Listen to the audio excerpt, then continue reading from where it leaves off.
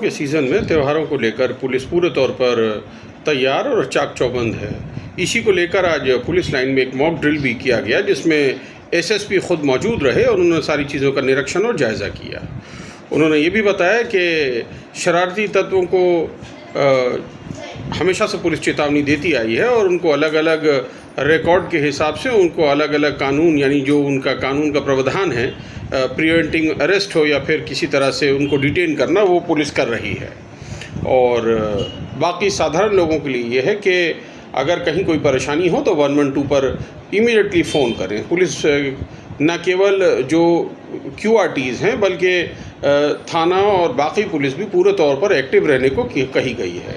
सब बिल्कुल on the foot हैं और कहीं कोई परेशानी नहीं होगी, इसका वादा किया एसएसपी किशोर कौशल ने। आइए सुनाते हैं क्या कहा उन्होंने।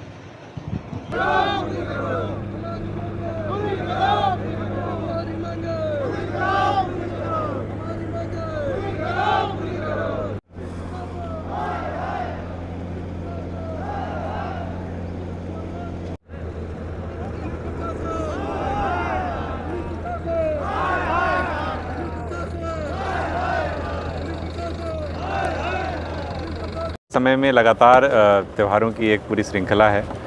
सर्वप्रथम अगर हम जमशेदपुर की बात करें तो नववर्ष का जुलूस भी 29 तारीख को है।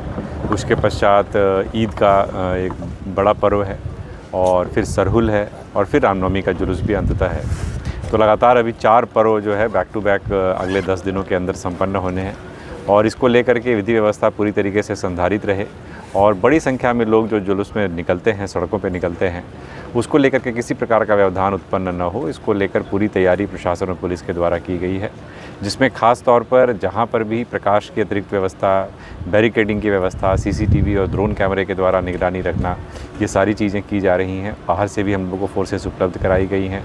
मैजिस्ट्रेट एक्स्ट्रा जो है लगाए जा रहे हैं सभी संवेदनशील स्थलों पर।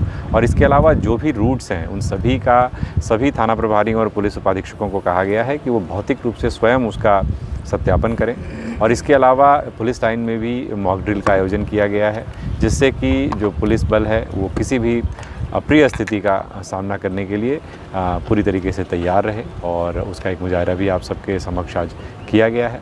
और लगातार सभी पदाधिकारियों को कहा गया है कि वो फील्ड में एक्टिव रहें और इंटेंसिव तरीके से, बिल्कुल सघन तरीके से गश्ती जो है अपने अपने क्षेत्रों में सुनिश्चित करें। सर, शहर के जो भी सेंसिटिव पॉइंट है उस पर क्या विशेष तैयारी है?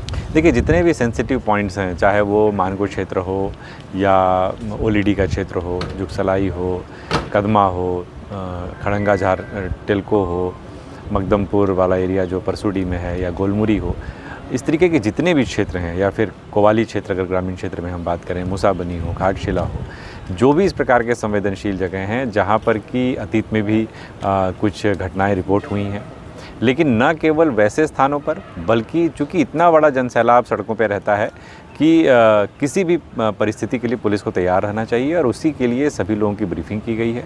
और सेंसिटिव पॉइंट्स में ख़ास तौर पर हम लोग एक्स्ट्रा CCTV कैमराज डिप्लॉय कर रहे हैं और ड्रोन के माध्यम से भी हम लोग निगरानी रखेंगे।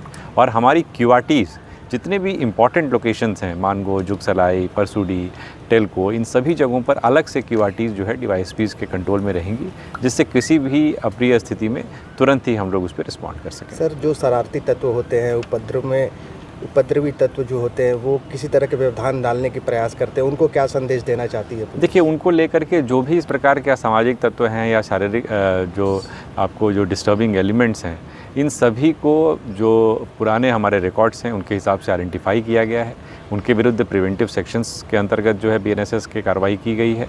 और इसके अलावा मैं यही मैसेज स्पष्ट तौर पर देना चाहूँगा कि पर्व त्यौहार हमारे जीवन में उमंग और उत्साह लाने के लिए होते हैं, न कि सामुदायिक सद्भाव को बिगाड़ने के लिए या फिर आपस में झगड़े का बहाना ढूंढने के लिए। तो सभी इस बात को समझें और त्यौहार को उमंग और उत्साह के साथ मनाएं, न कि इसको झगड़े का कोई अखाड़ा बनाए। सर, आमजन के लिए कोई हेल्पलाइन नंबर जारी किया गया पुलिस की? देखिए, 112 सभी के लिए हमेशा अवेलेबल है, जिसमें कि अगर किसी भी आप स्थिति में, ये नंबर बहुत ही सरल है, याद करने में आसान है, तो इसको 112 को आप सभी ज़रूर ध्यान रखें। बाकी हम सभी के नंबर इंटरनेट पे डिफरेंट पोर्टल्स पे अवेलेबल हैं, झारखंड पुलिस की साइट पे अवेलेबल हैं। आप किसी को भी फ़ोन कर सकते हैं, थाना प्रभारी से लेकर के वरीय पुलिस अधीक्षक तक सभी के नंबर्स उपलब्ध हैं। आप उन पर जब चाहें तब कॉल करके अपनी शिकायत, अपनी किसी समस्या को बता सकते हैं।